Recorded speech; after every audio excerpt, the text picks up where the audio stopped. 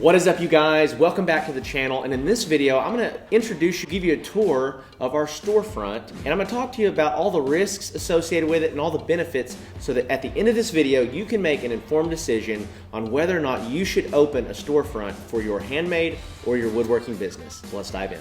Well, hey guys, welcome back to the channel, welcome back to the show. As always, I'm so grateful for your time and your attention. If you're listening to this on the Handmade Business Secrets podcast, you're going to want to go check this video out on YouTube, because what we're going to do in this video or on this podcast episode is I'm going to give you a tour of my showroom, and I'm going to really spend some time talking about the decisions that we made in order to get into the showroom, how we could justify spending the money to do it, and also what it's done to benefit our business, and so that you can ultimately make a great decision as well when you feel like you're starting to grow, you'd like to have a showroom, and you can be informed on your journey. So let's dive into that. So real quick, I want to give you a tour of our showroom. So you'll see right now, as you're starting to see some other video, that we really focused on making a variety of products that can kind of showcase the quality, the wood options, the different finishes, the different things that we can do inside of our company. And that really is the big purpose that we're trying to serve with our showroom. Now, we sell dining furniture. If you're watching this, you might be a handmade business owner that sells, $15 or $20 candles or something that's lower ticket. And so with our type of business, we knew that we were getting lots of requests before we had the showroom, before we had the storefront. We're getting lots of requests for, can I come by and see something? Can I come put my hands on something? And for those of you in the furniture business and in the woodworking business, this is challenging, because the only place you can send them to is your dirty garage where you're doing all your work, or maybe you try to meet them at a local coffee shop and you bring some samples with you. It's a challenging season where you're trying to grow your business and you don't have a designated place to send potential clients or potential customers to check out your stuff, right? It's weird to have them come into your house. If you got a family, you got kids running around tearing the place up. It's just a challenging season. And I lived there for a long time. So we started our business back in 2017, and we just got a showroom at the beginning of 2021. So we went about 4 years without a showroom on our journey to growth. Now, what benefit does the showroom bring? The storefront showroom, by the way, these are interchangeable words. It really has increased our sales dramatically. At the time that we opened our showroom, we were doing about $10,000 to $15,000 a month, and we did it like right at $20,000 on opening day of our showroom. That also went hand in hand with a really strong promotion for opening day, a really strong sale, things like that. But since then, we have probably 5 to 10 clients every single month that are going to spend probably around $3,000 each, that want to come see our stuff, want to sit down with a consultant, with an expert inside of our business, and build their custom furniture, right? And so that is really what the showroom has allowed us to do. Is it has allowed us to have a place that we can either have standard hours, 10 to 6, or something along those lines, which that is what we actually do. Or let's say that you are still in the shop building your stuff. You can have a showroom and you could set it up by appointment only, to where they're communicating with you by phone or by Facebook Messenger, Instagram DMs, and scheduling a time that you break away, you walk inside the showroom, and you allow them the opportunity to come look at what you do, to come look at all the products that you have. We have found that if people show up to our showroom, there's about a 90% chance, 9 out of 10 clients that walk in the showroom end up buying. We've looked at the data, we've looked at it over the last 2 years, and our highest close rate are the clients that walk in the door at the showroom. So that's our ultimate goal, is if we're talking to somebody on Facebook Messenger, we're least likely to convert somebody just on Messenger. If we can get them onto a phone call, that's a higher likelihood that we'll convert that prospect into a sale. But then the greatest potential to convert them into a sale is if they walk through these doors and into our showroom. Okay, so let's talk about the risks associated with potentially opening your own storefront or showroom. Now, this is always the great challenge as small business owners, because your thoughts are, well, if I keep it small, I get to keep a larger percentage of all my profits. I have less things that could go wrong, but I'm kind of capped out. I'm kind of maxed out on what I could make or what we could do from a sales standpoint. If I do invest in a showroom or a storefront, well, I'm going to be out that money every month. I have to build all the inventory to put inside of it. I have to staff it. and I have to then know that I'm going to get a strong return on that investment. This is kind of a tricky balance. Some of the risks associated with opening up a storefront are cash flow.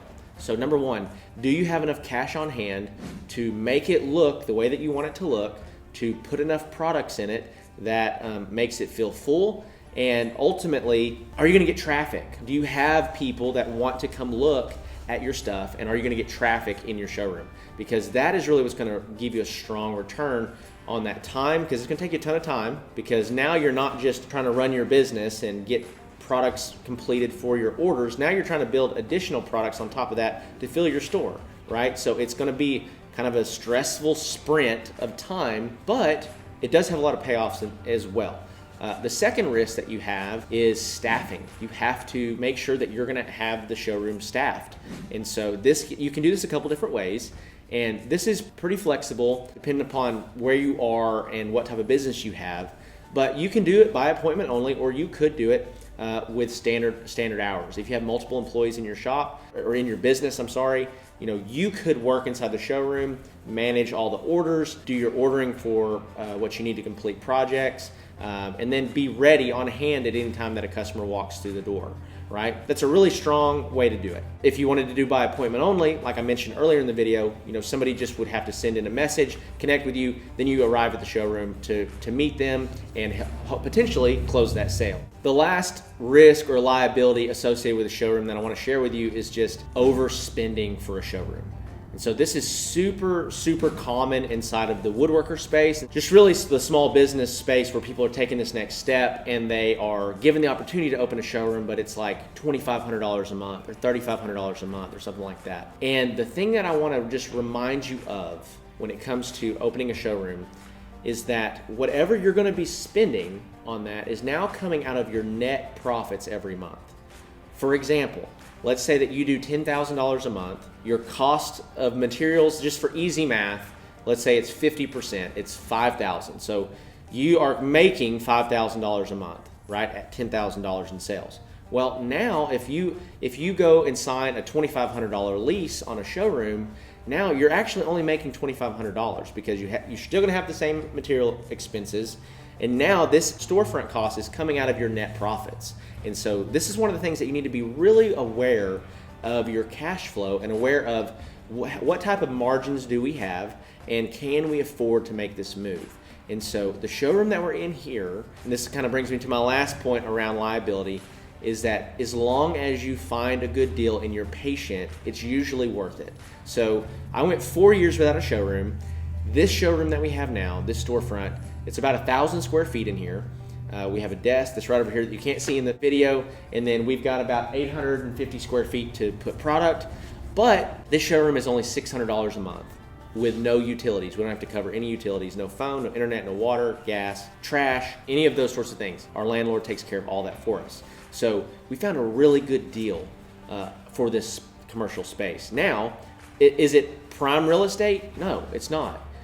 But the thing also about your business, depending upon what it is you're probably not going to have just a ton of just, walking down the street, walk-in traffic, right? So we really, when we opened the showroom, we knew that the goal of the showroom was for everybody that we talked to online to have a physical presence, a physical place to send them to. And so that is what this accomplished, and it proved to be a really strong investment on our behalf because we immediately saw probably a 20 to 25% increase in sales month over month, and then that only continues to grow the longer that we're in business. So next, let's talk about, should you open a storefront? So that's a question that you're all asking if you're watching this video. How do I know when I'm ready to open a storefront? Should I open a storefront? Well, let me give you a couple ways that we knew that we were ready to open a storefront. Number one is we had consistent lead flow. So what that means is that I knew that we were talking to 2 to 4 people every single day about custom furniture. If you are in a place right now where your sales are real spotty and you don't have a consistent way to get customers, I would not open a showroom because you don't have a predictable, steady way to acquire clients, or at least to have conversations with clients. And so that's going to be a giant liability if you sign a year lease on a showroom and then 2 or 3 months down the road, all of your referral business dries up, right? You cannot depend on referrals. You need to have some means to consistently drive clients, potential clients to your business. If you have that, if you can look at your business and say, yes, I'm talking to 2 to 4 people every single day to buy high ticket items, or I'm selling, $200 or $300 a day, $400 a day in low ticket items, then I could foresee being able to make this jump. That's the first one. The second way to know if you're ready to open your own showroom is, what is your overall sales volume? That's a really, really important factor. And so you need to know your numbers. And generally speaking, you want to be doing probably at least $15,000 to $25,000. It really depends on your margins. It depends on your net margins. How much money are you able to keep every month at the end of the month when you've produced all your products, when you've bought all your materials, when you've paid all your employees?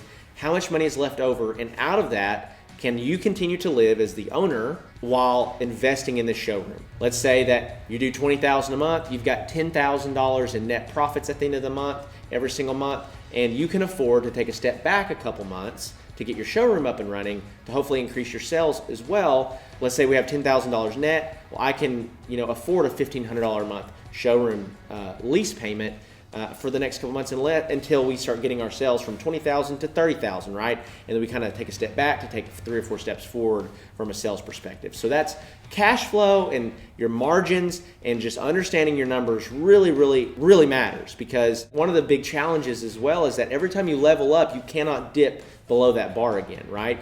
So if you're doing $10,000 a month and you don't have a showroom, and you're making $5,000 a month, you have no risk. You can do that, make your $60,000 a year and be good. But let's say you want to grow the business. That's what's on your heart. That's what's on your mind. That's what you want to do.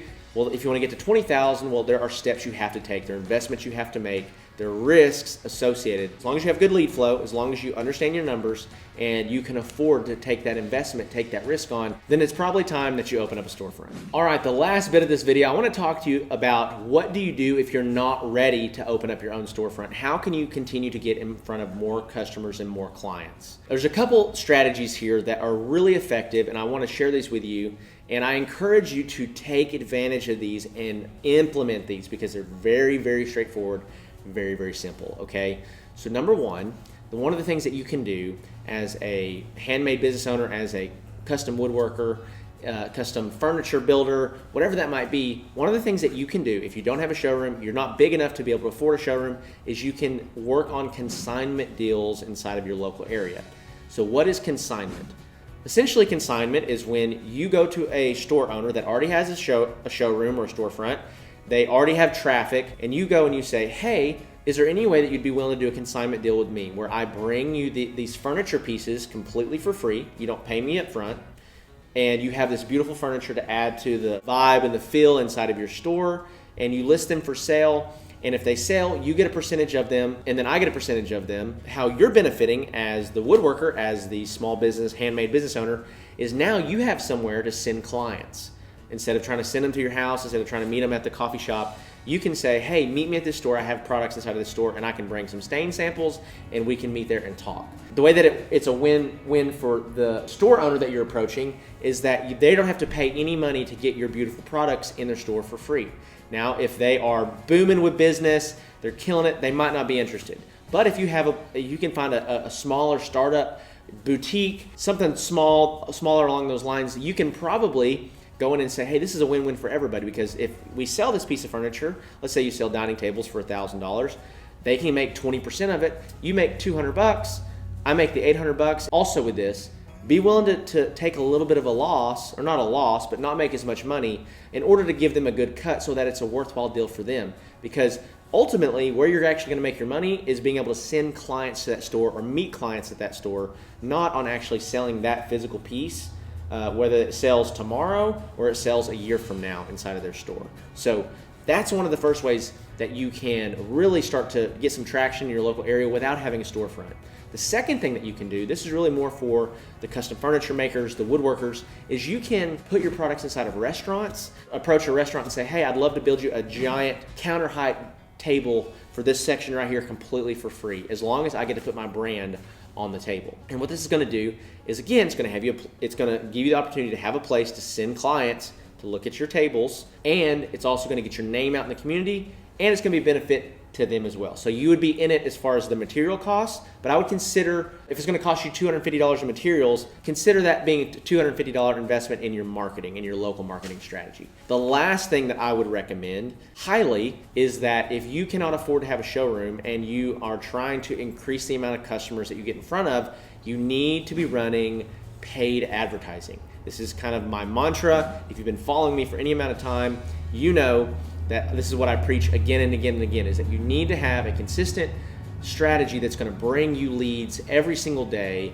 or at least every single week, and give you opportunities to close sales. So hey, if you are a custom furniture maker or you own a woodworking business and you're looking to scale, let's say that you're currently doing between like $3,000 to $5,000 or $4,000 to $8,000 in sales every month, around there, and you're looking to grow, then you should apply for the Woodworking Business Accelerator Program, which is where I partner with you to run your paid ads for you. I help build your fulfillment, and I help increase your local brand awareness. And so what this has allowed a lot of my clients to do is just blow up literally over the course of 6 months. I'm recording this video December 2nd of 2022, and we had a client that started with us back in, I believe, April of this year, so about 7 months ago. He was doing $1,500 a month, did not have a website, did not have a brand.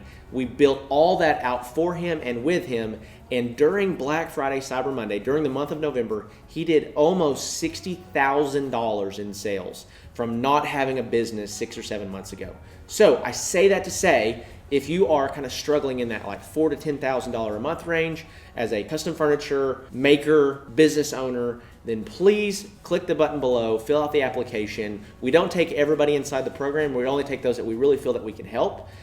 But if that's you, check that out. That's going to be beneficial to you. But to wrap this video up, this is my showroom.